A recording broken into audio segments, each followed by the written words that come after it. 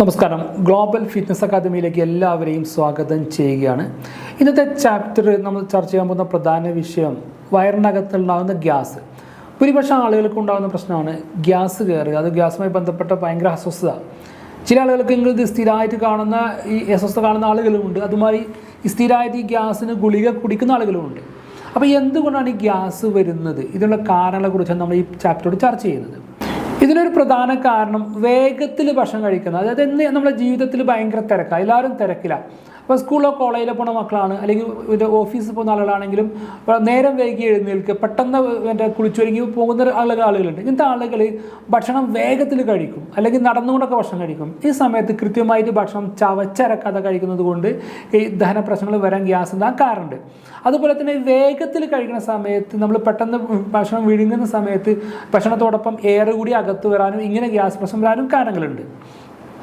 മറ്റൊന്നാണ് ഈ ഫൈബർ അടങ്ങിയ ഭക്ഷണങ്ങൾ. ഈ ഫൈബർ അടങ്ങിയ ഭക്ഷണം നമുക്ക് ദഹന പ്രക്രിയ ഏറ്റവും നല്ലതാണ്. പക്ഷേ ഈ ഫൈബർ അടങ്ങിയ ഭക്ഷണം കൂടുതലായി കഴിക്കുക, അതായത് നമുക്ക് ഫൈബറിൻ്റെ അളവ് വേണ്ട ശരിക്കും ഒരു 18 മുതൽ 30 ഗ്രാമാണ് ഒരു ദിവസം ശരാശരി ശരീരത്തിന് വേണ്ടത്. എന്നാൽ ഫൈബർ അടങ്ങിയുള്ള ബീൻസ്, ഓറഞ്ച് അല്ലെങ്കിൽ ക്യാബേജ്, മറ്റ് ഇലക്കറികൾ കൂടുതലായിട്ട് കഴിച്ചാലും അതിൻ്റെ നമ്മുടെ ദഹനത്തിന് ചെറിയ പ്രശ്നം വരാനും അത് ഗ്യാസ് വരാൻ സാധ്യത കൂടുതലാണ്.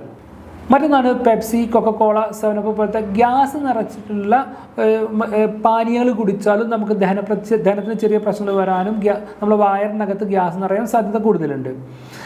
പിന്നെ മറ്റൊന്നാണ് ചായ, കാപ്പി. അസമയങ്ങളിൽ ചായ, കാപ്പി കുടിക്കുക. പിന്നെ സ്ട്രോങ് ആയിട്ടുള്ള കാപ്പി വെറും വയറ്റിൽ കുടിച്ചാലും ചില ആളുകൾക്ക് ഗ്യാസ് വരും. ഇത് വയറിനുള്ളിൽ ഗ്യാസ് ഉണ്ടാക്കുന്നൊരു വസ്തു കൂടി ആണ്. പിന്നെ മറ്റൊന്ന്, വയറ് നിറച്ച് ഭക്ഷണം കഴിച്ച് രാത്രി പെട്ടെന്ന് ദഹിക്കുന്നതിന് മുമ്പ് കിടന്നുറങ്ങുക. ഈ ഒരു അവസ്ഥ വന്നാലും ഗ്യാസ് നിറയും. ഒരു കാരണവശാലും എന്ത് ചെയ്യുക, വയറ് നിറച്ച് കഴിക്കാൻ പാടില്ല. മാത്രമല്ല, ഈ ഉറങ്ങുന്നതിൻ്റെ ഒരു 3-4 മണിക്കൂർ മുമ്പ് ഭക്ഷണം കഴിച്ചിട്ട് വേണം എന്ത് ചെയ്യുക, നമ്മൾ ഉറങ്ങാൻ. നമ്മൾ ഉറങ്ങുന്ന സമയത്ത് കഴിച്ച ഭക്ഷണം കൃത്യമായിട്ട് ദഹിക്കേണ്ടതുണ്ട്. നമ്മുടെ ജീവിതശൈലിയുടെ ഭാഗമായി പല ആളുകളും വളരെ വൈകി വരിക, വൈകി ഭക്ഷണം കഴിക്കുക, പെട്ടെന്ന് കിടന്നുറങ്ങുക. അങ്ങനത്തെ ആളുകൾക്കും ഗ്യാസിൻ്റെ പ്രശ്നം നിരന്തരമായി വരാൻ സാധ്യത കൂടുതലാണ്. പിന്നെ മറ്റു ചിലക്കുള്ള സ്വഭാവമാണ് ഭക്ഷണം കഴിക്കുമ്പോൾ സംസാരിച്ചു കൊണ്ടേ ഇരിക്കുക. അത് മിക്ക ഓഫീസുകളിൽ ഇരിക്കുന്ന ആളുകൾ. ഇപ്പോൾ ഓഫീസിൽ അല്ലെങ്കിൽ സ്കൂളുകളിൽ, കോളേജുകളിൽ കൂടുതൽ ആളുകളുള്ള ഇടപഴകുന്ന ജോലി സ്ഥലങ്ങളിൽ ഇങ്ങനെ സംഭവിക്കാറുണ്ട്. ഭക്ഷണം കഴിക്കുന്നതിനിടയിൽ സംസാരിച്ചു കൊണ്ടേയിരിക്കും. ഇങ്ങനത്തെ ആളുകൾക്ക് ഭക്ഷണം കൃത്യമായിട്ട് ചവച്ചെടുക്കാൻ കഴിയാതെ സംസാരിക്കുന്നതിൻ്റെ ഇടയിലൂടെ വയറിനകത്ത് ഗ്യാസ് നിറയാൻ സാധ്യത കൂടുതലാണ്. പിന്നെ മറ്റൊരു പ്രശ്നമാണ് ഈ നമ്മൾ ഭക്ഷണത്തിൻ്റെ ഒപ്പം തന്നെ വെള്ളം കുടിക്കുന്നത് പാടില്ല.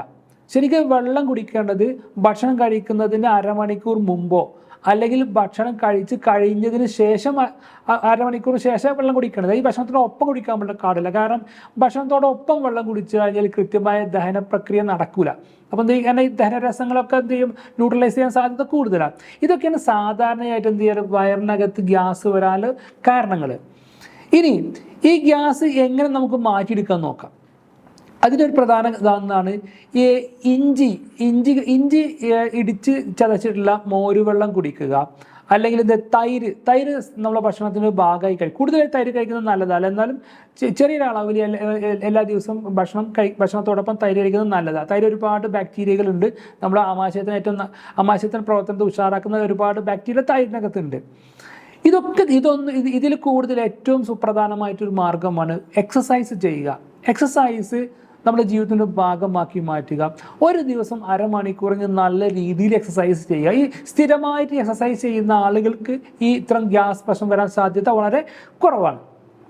ഇതിനോടനുബന്ധിച്ച് പറയേണ്ട മറ്റൊരു പ്രധാന കാര്യമാണ്, ചില ആളുകൾക്കെങ്കിലും ഉണ്ടാവും ഗ്യാസിൻ്റെ പ്രശ്നം സ്ഥിരമായിട്ട് വരും. അവർ വർഷങ്ങളോളം ഈ ഗ്യാസിന് മരുന്ന് കുടിക്കുന്നുണ്ട്. ഒരു കാരണവശാലും ഇങ്ങനെ മരുന്ന് കുടിക്കാൻ പാടില്ല. ഇങ്ങനെ ഒരുപാട് കാലങ്ങളോളം ഗ്യാസിന് മരുന്ന് കുടിച്ചാൽ അത് അൾസർ പോലെ പലതരത്തിലുള്ള വലിയ രോഗങ്ങളിലേക്ക് മാത്രമല്ല പല മരുന്നിൻ്റെ സൈഡ് എഫക്റ്റുകളും വരാൻ സാധ്യത കൂടുതലാണ്.